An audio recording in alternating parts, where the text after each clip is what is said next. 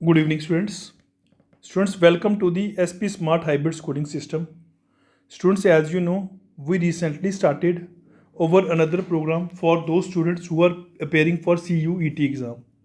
Students, as I am your business studies teacher, today I am going to discuss syllabus of business studies which will come in 2024 CUET. सो देखिए students, आज बात करते हैं कि business studies का syllabus क्या है जो CUET में आना है। बच्चे सेम मैं बताया था 50 क्वेश्चन होंगे, आपको 40 अटैम्प्ट करनी है, तो चॉइसेस से आप क्वेश्चन छोड़ सकते हो।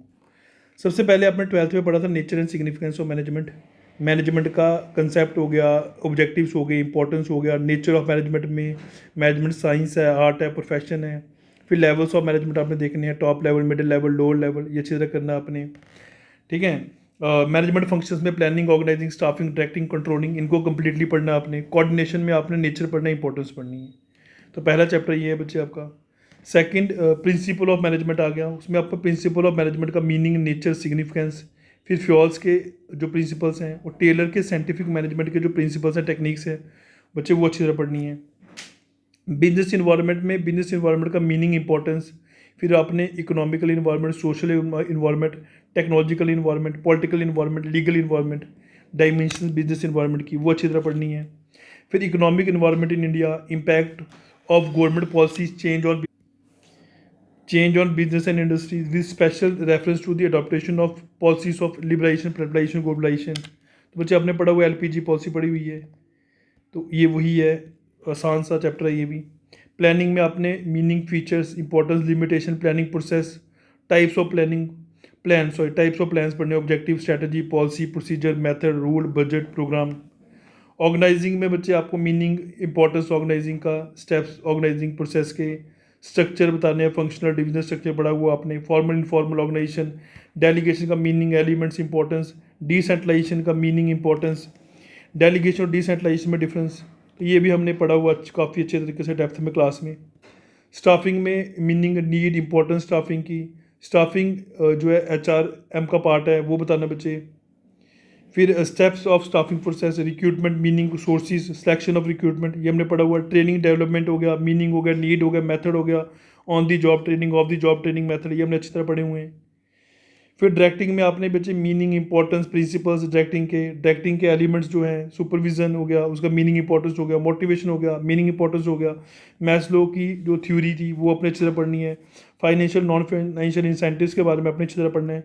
Leadership, meaning, importance, qualities of good leader, communication, meaning, importance, formal informal communication, barriers to the effective communication, ये हमने काफ़ी अच्छे तरीके से पढ़ा था। कंट्रोलिंग में बच्चे नेक्स्ट चैप्टर कंट्रोलिंग हो गया, मीनिंग, इंपॉर्टेंस कंट्रोलिंग के, relationship between planning, controlling, process of controlling और कंट्रोलिंग टेक्निक्स इंपॉर्टेंट है बच्चे। बिजनेस फाइनेंस इंपॉर्टेंट है। बिजनेस फाइनेंस में बिजनेस फाइनेंस का मीनिंग, रोल, ऑब्जेक्टिव हो गया, मीनिंग हो गया, इंपॉर्टेंस हो गया इसका फाइनेंशियल प्लानिंग का। ठीक है, फिर कैपिटल स्ट्रक्चर में मीनिंग, फैक्टर्स पढ़ने हैं आपने। फिक्स एंड वर्किंग कैपिटल का मीनिंग पढ़ना है, factors affecting their requirement important है।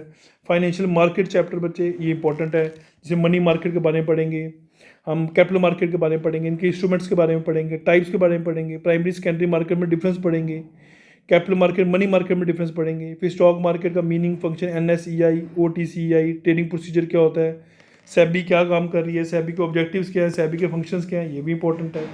मार्केटिंग इंपॉर्टेंट है, मार्केटिंग का मीनिंग, रोल, फंक्शंस जो हो गए वो इंपॉर्टेंट है। Difference between marketing, selling important है। मार्केटिंग मिक्स का कंसेप्ट पढ़ेंगे बच्चे हम इसमें। प्रोडक्ट के बारे में पढ़ेंगे, उसके nature, classification, branding, labelling, packaging, ये सारा पढ़ा हुआ हमने। Physical distribution, role, channel of distribution, ये इंपॉर्टेंट है। फैक्टर्स इनके इंपॉर्टेंट है। Choice to determine the factors of channels, ये इंपॉर्टेंट है। Promotion, meaning, role, promotion mix, ये चैप्टर भी आपका इंपॉर्टेंट है। प्राइस के बारे में पढ़ेंगे, फैक्टर्स इन्फ्लुएंसिंग प्राइसिंग क्या होता है। कंज्यूमर प्रोटेक्शन इंपॉर्टेंट है। कंज्यूमर प्रोटेक्शन क्यों इंपॉर्टेंट है, इनके कंज्यूमर के राइट्स क्या हैं, रिस्पॉन्सिबिलिटीज़ क्या है कंज्यूमर की, ways and means of consumer protection, consumer awareness, legal redressal with special reference to the consumer protection act, ये इंपॉर्टेंट है। NGO के रोल हो गए, कंज्यूमर ऑर्गेनाइजेशन के रोल हो गई। ये चैप्टर बच्चे अपने ईशिप में पढ़ा होगा। जो इकोनॉमिक्स वाले बच्चे होंगे उनको प्रॉब्लम होगी, तो ईशी वालों को प्रॉब्लम नहीं आएगी। Entrepreneurship development, concept, function, need, entrepreneurship characteristics, हमें इसका प्रोसेस पढ़ना है एंटरप्रेन्योरशिप डेवलपमेंट का। एंटरप्रेन्योर वैल्यूज़ पढ़नी है बच्चे। एटीट्यूड्स पढ़ने हैं, मोटिवेशन पढ़ना है, मीनिंग कंसेप्ट पढ़ना है। ईजी है बच्चे, 2 से 3 क्वेश्चन इस चैप्टर में से आएंगे। तो ओवरऑल ये 8 चैप्टर्स हैं हमारे, 8 यूनिट्स हैं, बहुत आसान यूनिट्स हैं। तो आप जो क्लासेस होंगी प्रॉपर तरीके से जब आप पढ़ोगे तो आपको कोई भी प्रॉब्लम नहीं आएगी। सो स्टूडेंट्स, मैंने आपके साथ आप भी सिलेबस भी डिस्कस कर लिया। Thank you student.